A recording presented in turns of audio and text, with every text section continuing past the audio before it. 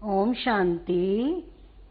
हमारे प्राणों से भी प्यारे प्राणेश्वर बाप आए हैं हमें पतित से पावन बनाने और अपने साथ घर ले जाने के लिए।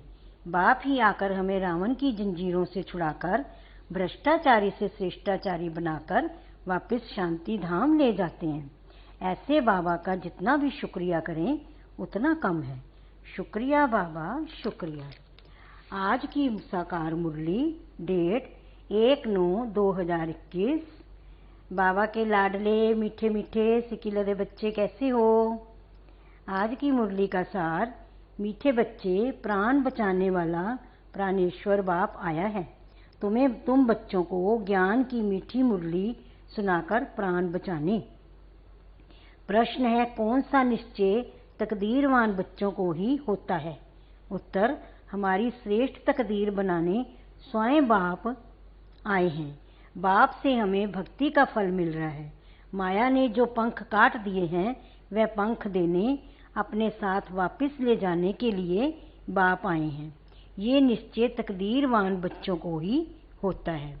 गीत है, ये कौन आज आया सवेरे सवेरे। ओम शांति। सवेरे सवेरे ये कौन आकर मुरली बजाते हैं? दुनिया तो बिल्कुल ही घोर अंधेरे में है। तुम अभी मुरली सुन रहे हो ज्ञान सागर पतित पावन प्राणेश्वर बाप से।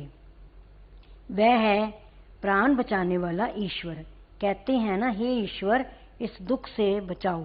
वह हद की मदद मांगते हैं। अभी तुम बच्चों को मिलती है बेहद की मदद, क्योंकि बेहद का बाप है ना। तुम जानते हो आत्मा गुप्त है, बाप भी गुप्त है। जब बच्चों का शरीर प्रत्यक्ष है तो बाप का भी प्रत्यक्ष है। तुम बच्चे ही जानते हो बाप आए हैं हमें बेहद का वर्षा देने। उनकी श्रीमत है सर्वशास्त्रमयी श्रोमणी गीता। बाप हमें भ्रष्टाचारी से श्रेष्ठाचारी बनाते हैं और नर से नारायण बनाते हैं।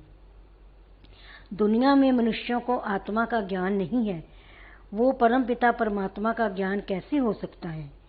तो परमपिता परमात्मा का ज्ञान कैसे हो सकता है? कह देते हैं आत्मा सो परमात्मा। कितनी भारी भूल से हमारी सारी दुनिया फंसी पड़ी है। इस समय मनुष्य की बुद्धि में कोई काम नहीं है, अपने ही विनाश के लिए तैयारी कर रहे हैं। तुम बच्चों के लिए ये नई बात नहीं है, ये सब ड्रामा में नूद है।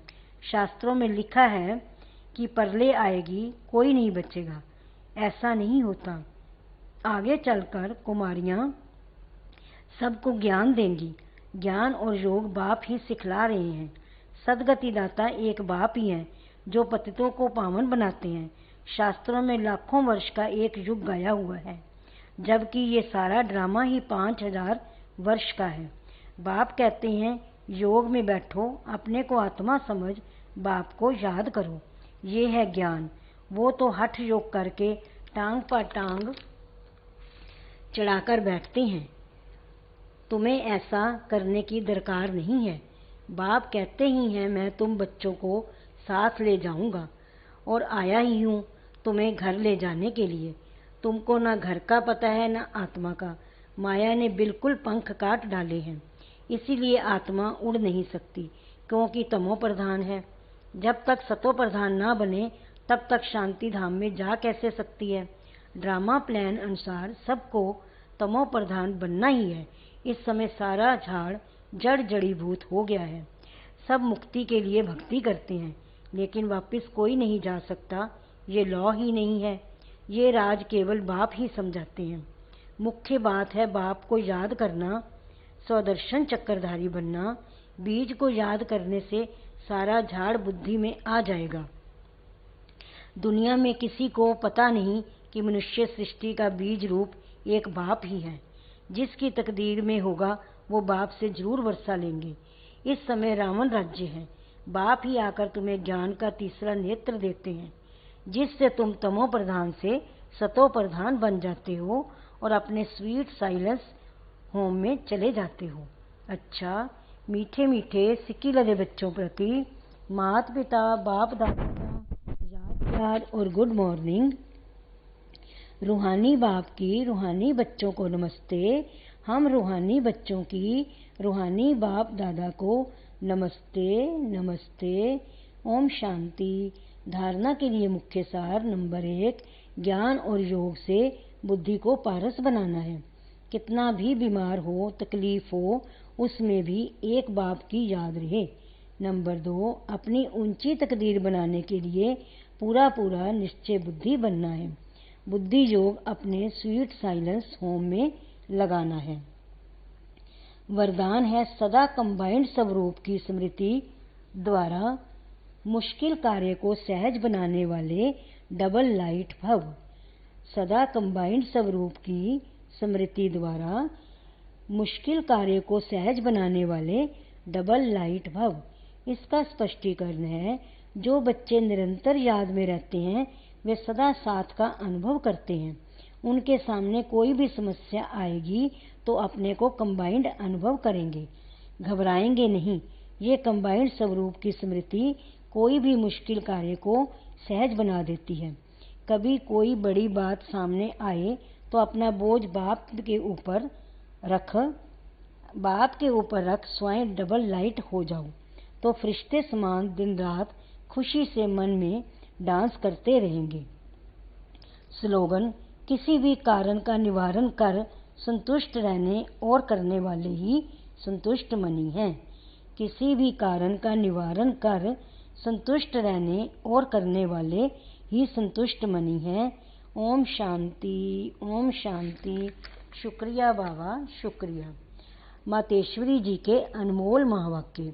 ज्ञान और योग का कंट्रास्ट। योग और ज्ञान दो शब्द हैं। योग कहा जाता है परमात्मा की याद को, और कोई की याद से संबंध में योग शब्द नहीं आता।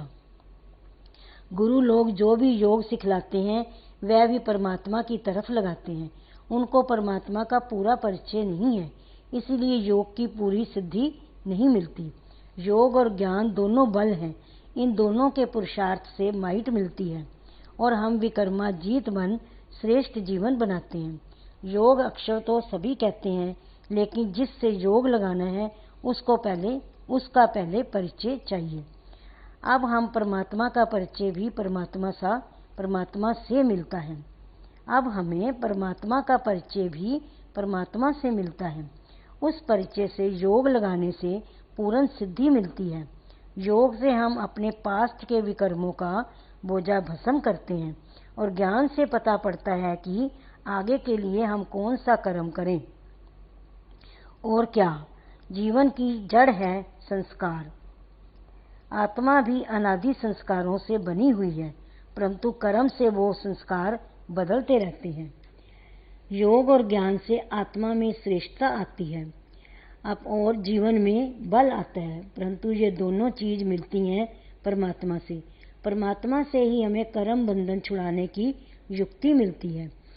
हमने विकर्मों से जो कर्म बंधन बनाए हैं उससे मुक्ति और आगे के लिए हमारे कर्म विकर्म ना बने, तो इन दोनों का बल परमात्मा के सिवाय कोई और नहीं दे सकता। योग अग्नि से हम अपने विकर्म भस्म करते हैं और ज्ञान हमें श्रेष्ठ कर्म करना सिखलाता है। कर्म, अकर्म और विकर्म की गति बहुत गहन है। शास्त्रों द्वारा ये योग और ज्ञान का बल नहीं मिल सकता। ये बल केवल सर्वशक्तिवान परमात्मा द्वारा ही मिलता है। अब हमें अपने जीवन के संस्कार ऐसे बनाने हैं जिससे जीवन में सुख मिले। ये शुद्ध संस्कारों का बीज केवल परमात्मा ही डालते हैं। जिन शुद्ध संस्कारों के आधार पर हम आधा कल्प जीवन मुक्त बनेंगे। अच्छा, ओम शांति। शुक्रिया बाबा, शुक्रिया।